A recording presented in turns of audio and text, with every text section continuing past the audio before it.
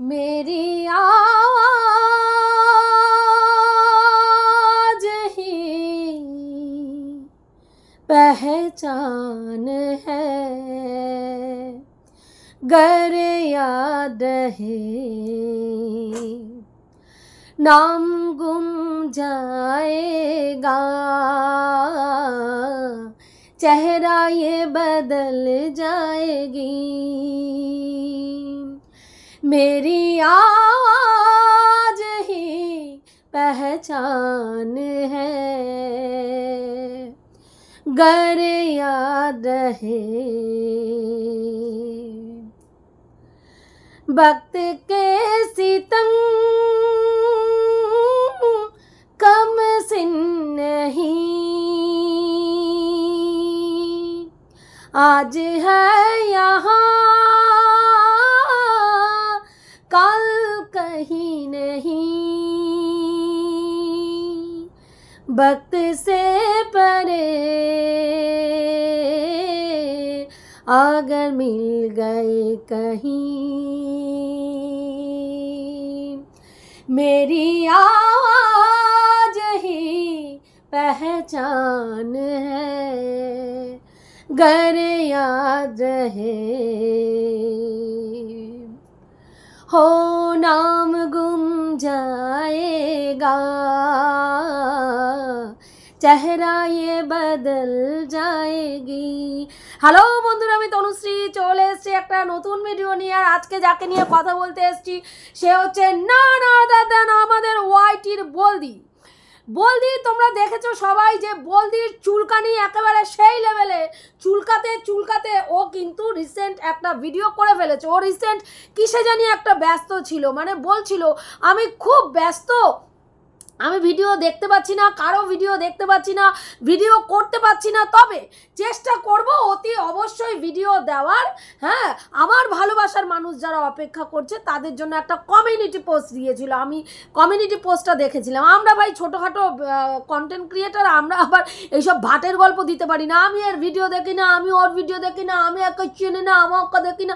কিন্তু দেখুন আজকে পরিস্থিতি দেখুন, একটা 18,000-এর চ্যানেল, হ্যাঁ, একটা 1200 মামনের চ্যানেল, 1200 হ্যাঁ 1200-র একটা চ্যানেলকে নিয়ে 1200 সামথিং হবে, সেই চ্যানেলকে নিয়ে আজকে ওকে কন্টেন্ট করে খেতে হচ্ছে। ওর দুরাবস্থা কোন জায়গায় এসে দাঁড়িয়েছে, দুর্দশাটা কোন জায়গায় একবার ভাবুন, একবার দেখুন। আজকে একটা মানুষ যাকে একসময় বন্ধু বলেছে, ভাই মানুষের সঙ্গে মানুষের মনোমালিন্য হতে পারে, কারো পয়েন্ট অফ ভিউ আলাদা হতে পারে, কারো সঙ্গে মত পার্থক্য থাকতে পারে, আমার কাউকে পছন্দ হতে নাই পারে, কিন্তু সেই জন্য আমি এতটা অমানবিকতা দেখাবো প্রত্যেক দিন ডে বাই ডে আমি একটা অসুস্থ মানুষের স্ত্রীকে নিয়ে, যার স্বামী ICCU-তে রয়েছে, কতটা ক্রিটিক্যাল কন্ডিশনে ওই ICCU-তে একটা মানুষ পেশেন্ট থাকতে পারে, তারপরেও প্রতিদিন সে তাকে নিয়ে লাইভ, তাকে নিয়ে ভিডিও করতে বসে যাচ্ছে। তারপরেও মানুষ যখন গিয়ে তাকে বলছে ঈশ্বরকে ভয় করো, সে কালকে রীতিমতন ছেড় দিয়ে বোঝাতে গেছে আমাকে ঈশ্বরের ভয় দেখাতে হবে না, মানে ঈশ্বরকে আমি পকেটে গুজি, মানে এরকম একটা ব্যাপার। ভাবটা এরকম, কে ভাই, কে ঈশ্বরকে, আমি তো সর্বের সর্বা, এরকম ব্যাপার। আমি ঈশ্বরকে মানি না, এরকম লোককে দেখায় যে আমি ঈশ্বর মানি, বলছে ঈশ্বরকে আমি ভয় পাবো, আপনারা ভয় পান যারা ওই মানে আমাদের কি বলে সীমাদিকে যারা সমর্থন করছে। কি কারণে আমরা ঈশ্বরকে ভয় পাবো না, আমরা ঈশ্বরকে ভয় পাবো এই কারণের জন্য যে সীমার মতন এইরকম একজন কাজলদানির স্ত্রীর জায়গায় এরকম প্রত্যেকে যদি কাজলদানির স্ত্রীর মতন হয়, হ্যাঁ আমরা প্রত্যেকে জানি কাজলদানির স্ত্রীর মতন হই, মানে কাজলদানির স্ত্রী যে পরকীয়ারত স্বামীকে নিয়ে সংসার জীবন পালন করছে, কত যন্ত্রণাদায়ক জীবন তার, সেটা যেন আমরা পালন করি। একটা ব্যাপার হচ্ছে কাজলদানির ব্যাপারে ডিটেলস কি ব্যাপার আমি জানি না, আমি কোনোদিনও সীমাদির সঙ্গে এই ধরনের আলোচনা করিনি, কারণ সীমাদি আমার মাতৃস্থানীয়। সীমাদির সঙ্গে এই ধরনের আলোচনা আমি যতটুকু কথা বলেছি সীমাদির সঙ্গে, কোনোদিনও এই ধরনের আলোচনা আমার সাথে সীমাদির হয়নি বা আমি জিজ্ঞাসাও করিনি। এবার ক্যামেরার মধ্যে ভিডিও মারফত কথা আমি যেটুকু দেখেছি। আচ্ছা ভিউয়ার্স, তোমরা একটুখানি সাধারণ সেন্স লাগিয়ে বলো তো, সাধারণ সেন্স লাগিয়ে বলো যে একটা মানুষ পরক্রিয়া করছে, একজন মানে বিবাহিত স্ত্রী অন্য একজনের স্বামীর সঙ্গে পরক্রিয়া করছে, সেখানে সেই পরক্রিয়ারত মহিলা ইন্টারন্যাশনাল প্ল্যাটফর্মে বারবার যেখানে উনি বলছেন তার ভিডিও তার ফ্যামিলি মেম্বাররা দেখে, তার পাড়া প্রতিবেশী দেখে, তার ছেলের বাড়ির লোক, মানে ছেলের বিয়ে করেছে যে ছেলে, সেই ছেলের শ্বশুর বাড়ির লোকজনরা দেখে, মেয়ে দেখে, স্বামী দেখে, সেখানে দাঁড়িয়ে সেই কাজলদানি সম্বন্ধে যেই বিশ্লেষণগুলো সীমাদি দেয় তার মধ্যে কতটা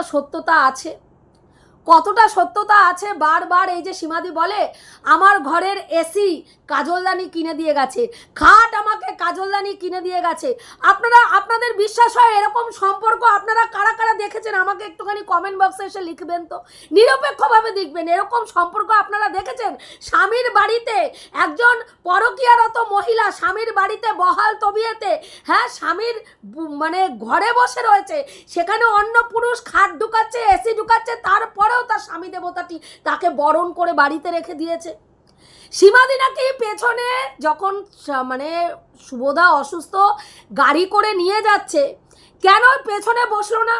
সীমাদি কেন বসলো না পেছনে? ও কি বার করলো? কারণ কি বার করলো না সীমাদি পেছনে বসলো না? কারণ হচ্ছে সীমাদির সেই দিনকে শুভদাকে গাড়ি করে যখন নিয়ে যাচ্ছিল, গাড়িটা চালাচ্ছিল কাজলদানি, সেই কারণের জন্য সীমাদির সামনের সিটে বসেছিল। ভাবতে পারেন কতটা নিকৃষ্ট মানসিকতা হলে স্বামী মৃত্যুর সঙ্গে পাঞ্জা লড়ছে, অক্সিজেন লাগিয়ে তাকে নিয়ে যেতে হচ্ছে হাসপাতালে, সেখানে তার মানে স্ত্রী প্রেমিকার সঙ্গে সামনে বসার জন্য সামনে গিয়ে বসেছে আর পেছনে তার স্বামীকে রেখেছে। একটা অ্যাম্বুলেন্সে যদি না যায়, একটা অক্সিজেন সিলিন্ডার কত বড় হয়? ভিউয়ার্স, তোমরা যাদের অভিজ্ঞতা আছে তারা আমাকে কমেন্ট করো তো যে একটা অক্সিজেন সিলিন্ডার কত বড় হয়। একটা গাড়িতে 4 চাকার মধ্যে, অ্যাম্বুলেন্স নয়, সেখানে একটা অক্সিজেন সিলিন্ডার যদি পেছনের সিটে বসানো থাকে, পেশেন্টের পাশে দেওয়া থাকে, সেখানে আরেকটা মানুষ কখনো বসতে পারে? তাও আবার সীমাদির মতন একটু হেলদি মানুষ বসতে পারে বসতে? বলুন তো। কিন্তু সেইখানে ওটা বললে হবে না। সেখানে কি বলা হলো না, সামনে কাজলদানি গাড়ি চালাচ্ছিল, সেই জন্য সীমাদি কাজলদানির পাশে বসে বসে যাচ্ছিল আর শুভদাকে বলছিল, শুভ মানে তুমি মাথাটা আগাও, আমি তোমার মাথায় হাত বুলিয়ে দিই। আর শুভদা হাত বাড়িয়ে সামনে বউকে অন্য পুরুষের সঙ্গে বেলেলাপানা করতে দেখছে, আর শুভদা মাথা বার করে দিয়ে হাত বোলাতে দিচ্ছে। মানে জাস্ট হাস্যকর গল্প না ভাই এগুলো? এইসব গল্প কারা খায়? আমি ভাবি এইসব গল্প এর মতন পাতাখোর নেশাখোর মহিলারা ছাড়া কেউ খায় না। এ যে কতটা মানে নেশাগ্রস্ত অবস্থায় এসে ভিডিও করে, এ যে লাল জলের মানে পুরো আসক্ত, তোমরা সবাই জানো। সবার প্রথম মনে হয় আমি বলেছিলাম যে লাল জলে আসক্ত। কারণ কি, ওর যে লাল জলের যে মানে বর্ণনা, কোন লাল জলের কি নাম, কোন লাল জলের বোতল কেমন দেখতে, কোন লাল জলের সঙ্গে কি চাট যায়, ভাই এগুলো এত অভিজ্ঞতা সঞ্চয় নিজে না করলে এত কিছু বলা যায় না। যে লাল জল নিয়ে এত কিছু বিশ্লেষণ করে বলা তখনই জয় যখন লাল জলের অভিজ্ঞতাটা থাকে। এবং রিসেন্ট একটা ভিডিওতে কিন্তু সে স্বীকার করেছে যে সব রকমের লাল জলের টেস্ট ওর নেওয়া হয়ে গেছে। একটা বিবাহ উপযুক্ত মহিলা মানে মেয়ের মা হয়ে ইন্টারন্যাশনাল প্ল্যাটফর্মে লাল জলের ফিরিস্তি, কত রকমের লাল জল কেমন টেস্ট সেটা গিলেছে, সেটার ফিরিস্তি দাঁত বের করে দিচ্ছে। সে আবার আসছে অন্য মহিলার বিশ্লেষণ মারাতে। মানে হাস্যকরের থেকেও হাস্যকর। ইচ্ছা করে কি জামাটা তুলে পাছার মধ্যে ক্যাতা ক্যাত 4টে লাথি দিয়ে মুখের মাধ্যমে ওর ভণ্ডামি আমি ছুটিয়ে দিই। হ্যাঁ, ওকে নিয়ে ভিডিও করে ভিউজ হয়েছে।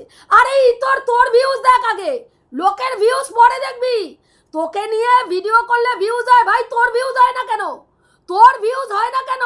একটা 18,000-এর চ্যানেল কোথায় গিয়ে দাঁড়িয়ে আছিস 1,000 2,000 ভিউজ নিয়ে? হ্যাঁ, আর এখানে এসে ভণ্ডামি মারাতে বসিস, সীমাদি বরের কোভিড হয়নি, তুই জানিস? জানোয়ার, তুই জানিস সীমাদি মিথ্যা কথা বলছে। একটা রোগ নিয়ে ইন্টারন্যাশনাল প্ল্যাটফর্মে, যেখানে সে বলছে প্রত্যেকটা কাগজ, প্রত্যেকটা বিল, প্রত্যেকটা ওষুধের বিল পর্যন্ত আমার কাছে রয়েছে, সেখানে সীমাদির বরের কোভিড হয়নি। তুই জেনে বসে আছিস, ওখানে এতগুলো ভিউয়ার্স যাচ্ছে, কারো চোখে পড়ছে না সীমাদি মিথ্যা কথা বলছে। তুই বাড়িতে বসে বসে বুঝে যাচ্ছিস সীমাদি মিথ্যা কথা বলছে, কোভিড হয়নি। আর না হলে কোভিড যদি হয়ে থাকে তাহলে কি করে ওই হাসপাতালে, কি করে কেপিসিতে রাখলো যেখানে কোভিডের পেশেন্ট রাখার মতন ব্যবস্থা নেই? তাহলে কোভিডের পেশেন্ট রাখার ব্যবস্থা নেই না না নেই সেটা তুই জেনে বসে আছিস, তুই জেনে বসে আছিস। হ্যাঁ, সেখানে আমি তো শুনলাম যে ওই যে জয়াদির কোনো পরিচিত রয়েছে যে আইসিইউ ডাক্তার, এবং সেখানে স্পেশাল কেয়ারে শুভদাকে রাখা হয়েছে। আর তুই বলছিস শুভদাকে দেখে আসার পরে সীমাদি কেন মাস্ক ব্যবহার করছে না, কেন স্যানিটাইজার ব্যবহার করছে না? তোর কি মনে হয়, এই ছাগল, এই ছাগলি, তোর কি মনে হয় যে একটা কোভিড পেশেন্টের ঘরে যে আইসিইউতে রয়েছে তাকে বাইরের থেকে কেউ গেলে তার কাছে ঢুকতে দেবে, তাকে ধরতে দেবে? তোর মনে হয়, তোর এই জানোয়ার, মনে হয়, তোর মনে হয় যে সীমাদি গেল আর সীমাদিকে শুভদাকে একদম দেখতে দিয়ে দিল, ধরতে দিয়ে দিল, এমন হয়? হ্যাঁ, এইসব পেশেন্টরা কতটা সেন্সিটিভ অবস্থায় থাকে, বাইরে থেকে কোনো মানুষকে শুভদাকে দেখতে দেবে না, কোনো মানুষকে দেখতে দেবে না। সীমাদিকে দেখতে দিলে বাইরের থেকে, আইসিইউর বাইরে কাচের ঘরের ভেতরের পেশেন্ট রয়েছে, বাইরে থেকে যে থাকে দেখার জায়গা, সেইখান থেকে দেখতে পারে, তাকে গিয়ে ছুঁয়ে তার সঙ্গে গল্প করে তার পাশে বসে ওইরমভাবে কোভিড পেশেন্টকে কখনো দেখতে দেয় না। জানোয়ার, মানুষকে খাওয়াতে বসে গেছো, তুমি খবর নেবে, নে খবর, এই জানোয়ার, খবর নে, খবর নিয়ে দেখ যে সীমাদি মিথ্যে কথা বলেছি কিনা, কেপিসিতে কোভিড পেশেন্ট রাখে কিনা। হ্যাঁ, হিস্ট্রি বের করে নিয়ে আয়, নিয়ে আয়, তোর ক্ষমতা থাকলে নিয়ে আয়। এখানে এসে ভাটের গল্প না দিয়ে তোর ওই মানে ওই যে পাতাখোর সব ভিউয়ার্সদের সামনে পাতা খেয়ে যে বসিস না, সেখানে বসে ভাটের গল্প না দিতে বসে নিয়ে আয়, নিয়ে আয় তোর ক্ষমতা থাকলে। ও কেপিসিতে যাবে খবর নিতে যে কি করে একটা কোভিড পেশেন্টকে তারা ওখানে রাখলো। আর যদি কোভিড পেশেন্ট ওখানে, কোভিড পেশেন্ট রাখার মতন ওখানে সেই রকম ব্যবস্থা নেই, আর যদি রাখে তাহলে দায়িত্ব নিয়ে সীমাদি কোভিড ছড়াচ্ছে। ভাবতে পারেন কিভাবে একটা হাসপাতালকে পুরো বদনাম করছে সোশ্যাল মিডিয়ায় এসে, এত বড় একটা হাসপাতালের বদনাম করছে, তাদের রেপুটেশন নষ্ট করছে, প্লাস সীমাদিকে বলছে যে সীমাদি নাকি পুরো কোভিড ছড়াচ্ছে। আমার শ্বশুরমশাইয়ের শেষের দিকে বডি পুরো ইনফেকশন হয়ে গেছিল, এবং আমাদের কোনো মানুষকে তার বডি টাচ করতে দেওয়া হয়নি। বডি টাচ করতে মানে তার কাছে যাওয়ার আমাদের পুরো নিষেধ ছিল। ডাক্তার আর নার্স ছাড়া তাকে মানে যারা আয়ারা ছিল তারা প্রপার মানে সমস্ত কিছু করে তারপরে তাকে ধরত। ইভেন উনি মারা যাওয়ার পরে পর্যন্ত বাড়িতেও পর্যন্ত আনেনি আমার হাজবেন্ড, যেহেতু আমার ছেলে ছোট, যে না ইনফেকশন মানে বাবুর পুরো বডি ইনফেকশন হয়ে গেছে, কোনো রকম যদি মানে তার থেকে কোনো কিছু ভাইরাস অ্যাটাক করে কিছু করে, ও ভীষণ ভীতু রোগ ব্যাধির ব্যাপারে। হ্যাঁ, সেখানে দাঁড়িয়ে সীমাদির হাজব্যান্ডের কোভিড হয়েছে, সীমাদি মিথ্যা কথা বলছে লোকের কাছ থেকে টাকা তোলার জন্য। লোকের কাছ থেকে যে সীমাদি টাকা তুলেছে আগে তার প্রমাণ দে, তারপরে বড় বড় লেকচারবাজি মারবি। আছে প্রমাণ তোর কাছে যে সীমাদি টাকা তুলছে লোকের কাছ থেকে? ওর নাম কি বলে, ইসের মাধ্যমে, ফোনপে গুগল পের মাধ্যমে টাকা নিচ্ছে, তোর কাছে প্রমাণ আছে? আছে প্রমাণ? কেউ এসে বলেছে তোকে যে আমি সীমাদিকে 500 টাকা দিয়ে গুগল পে ফোনপেতে 500 টাকা দিয়ে সাহায্য করেছি, সীমা আমার কাছে চেয়েছিল? কোনো ভিউয়ার্সও এসে বলছে না, একটা ভিউয়ার্সও তো বলছে না আমি সাহায্য করছি, হ্যাঁ সীমাদিকে সাহায্য করছি, কেউ তো বলছে না সীমাদি সাহায্য চেয়েছিল আমার কাছে। একমাত্র যার কাছে সাহায্য চেয়েছিল সেটা সীমাদি নিজেই স্বীকার করেছে যে আমি 7,000 টাকা চেয়েছিলাম, সেই মুহূর্তে আমার প্রচণ্ড দরকার ছিল, 7,000 টাকা চেয়েছিলাম, আমাকে 4,000 টাকা দিয়েছে।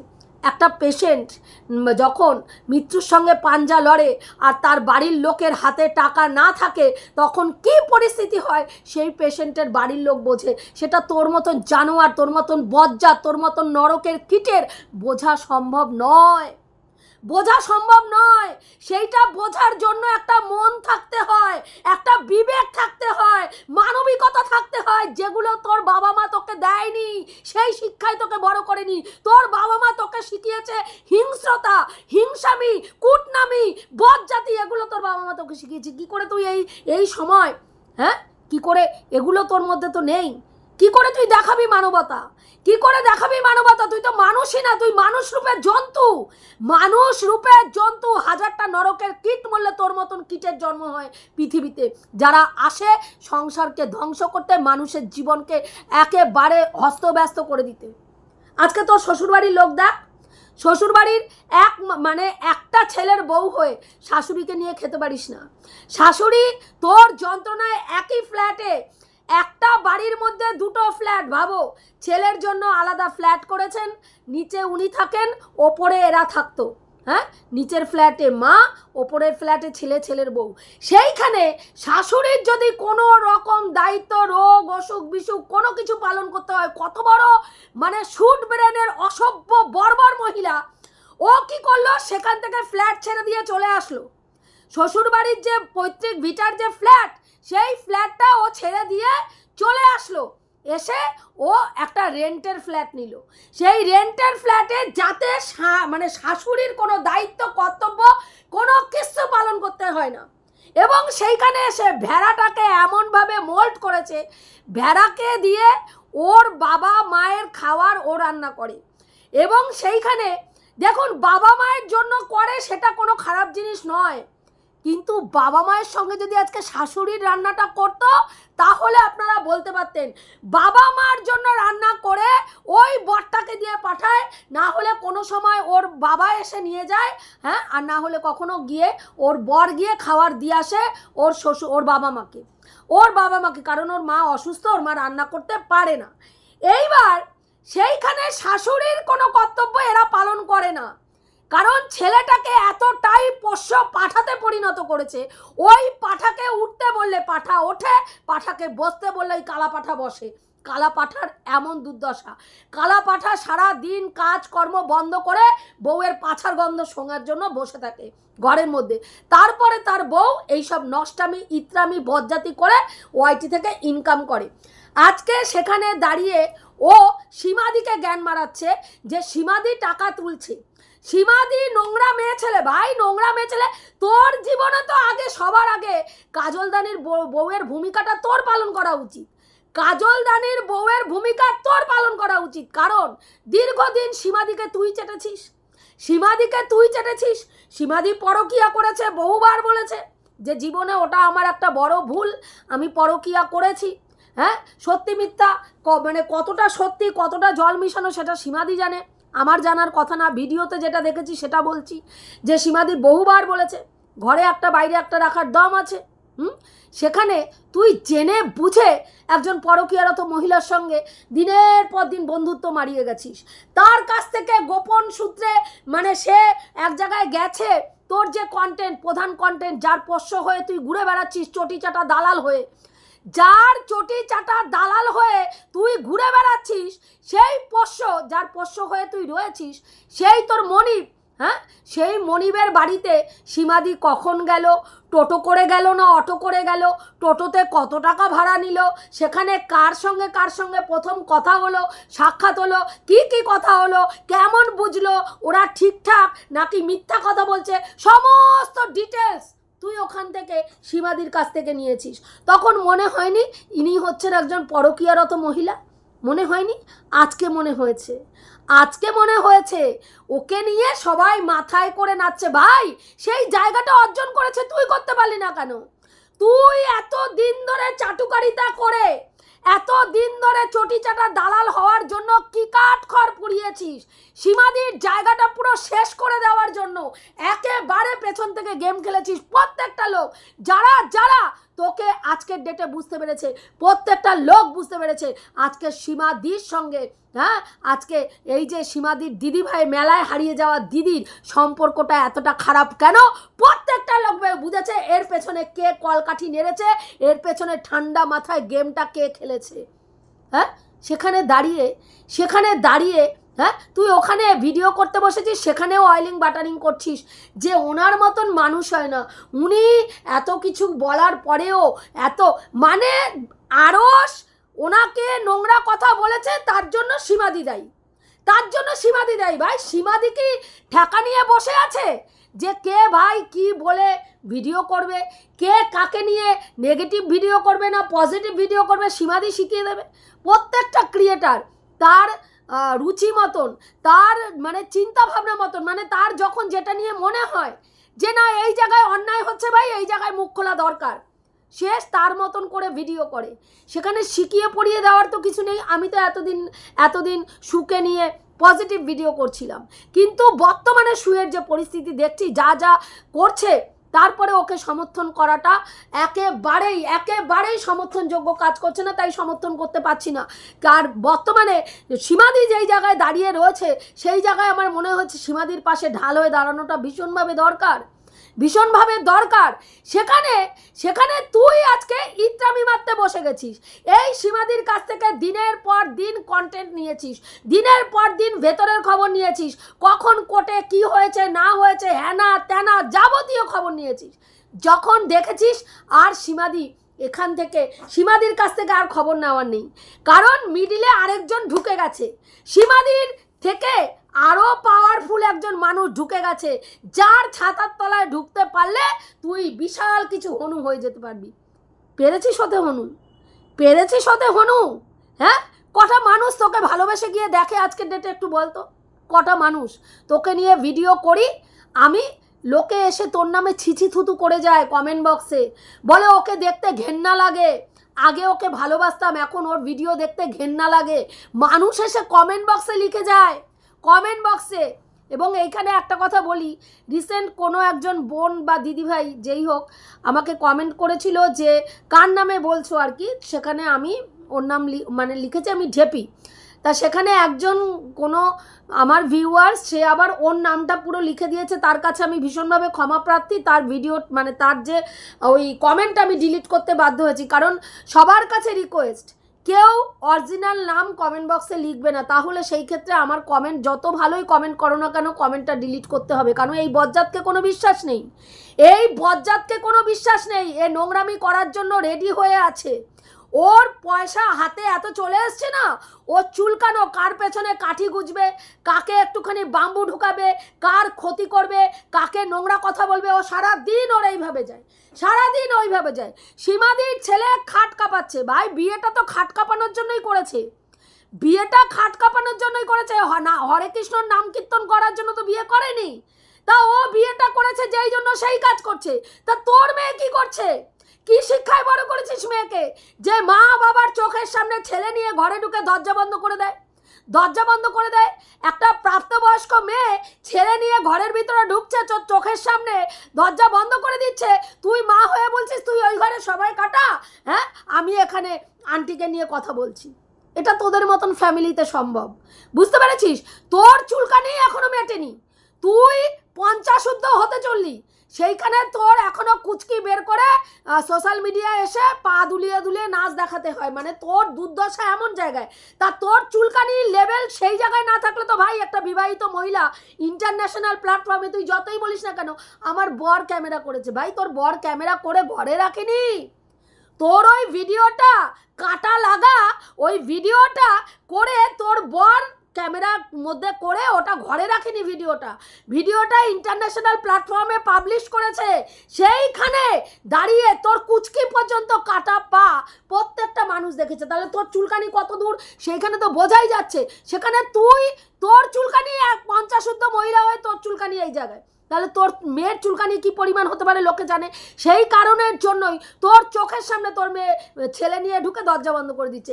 এই কথাটা কিন্তু আরও আগে ওই যেই ভাইয়ের কথা বললি না, খুব প্রশংসা করছিলিস ভাইয়ের, হ্যাঁ, সেই ভাইও কিন্তু এটা অনেক আগে একটা ভিডিওতে বলেছে, তোর মেয়ে বাড়িতে অন্য ছেলে নিয়ে এসে গল্প করে, দরজা বন্ধ করে গল্প করে। এই খবর অনেক আগে সেও তার একটা ভিডিওতে দিয়েছে। সেই সেম জিনিস সীমাদি তোর বাড়িতে গিয়ে দেখতে পেয়েছে। তোর সত্যিই তোর মেয়ে, তোরা এটা করিস, তোরা বসে থাকিস, তোদের মুখের সামনে মেয়ে ছেলে নিয়ে গিয়ে ঘরের দরজা বন্ধ করে। তা সেখানে দেখ দেখ তোর মেয়ে দরজা বন্ধ করে খাট কাঁপাচ্ছে না অন্য কিছু নাচাচ্ছে, সেটা দেখ। হ্যাঁ, সেটা দেখার প্রয়োজন মনে করো না।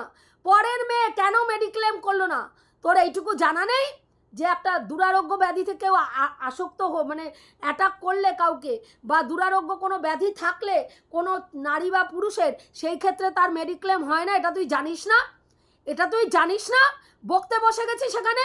হ্যাঁ, মেডিক্লেমের অনেকগুলো রুলস আছে, সেগুলো জান, যে একটা অসুস্থ মানুষের কখনো মেডিক্লেম হয় না।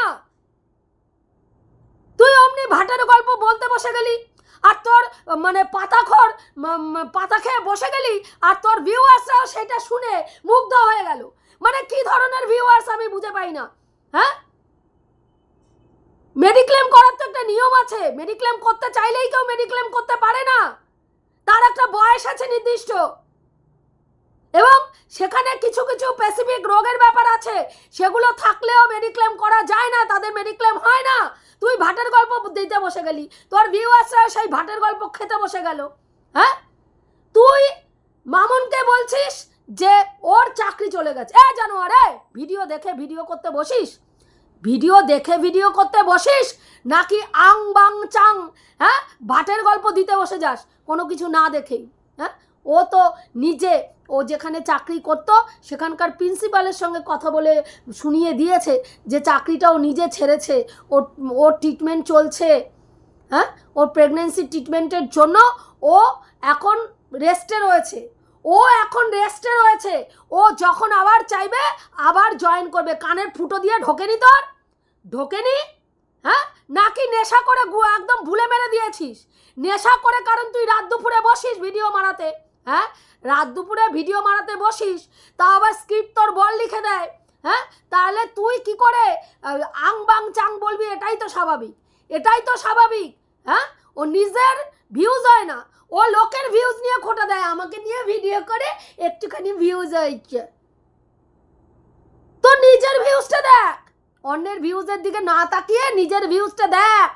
অহংকার করতে করতে কোথায় এসে দাঁড়িয়েছিস দেখ, কোথায় এসে দাঁড়িয়েছিস। হ্যাঁ, জুতাখোর কোথাকারে, লাজ লজ্জাহীন মেয়ে ছেলে।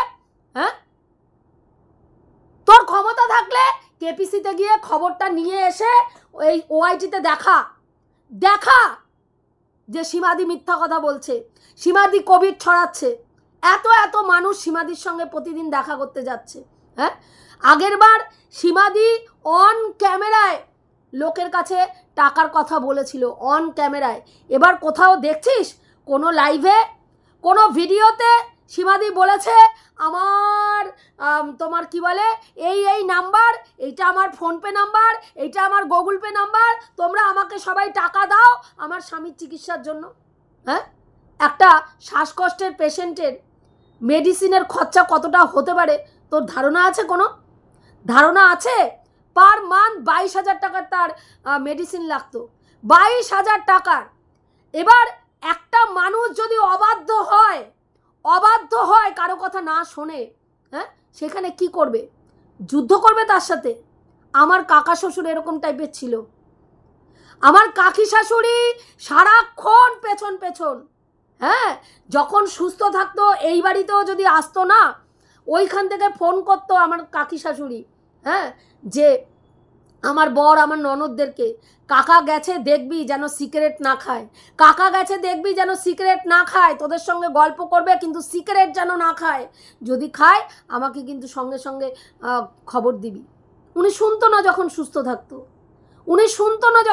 থাকতো।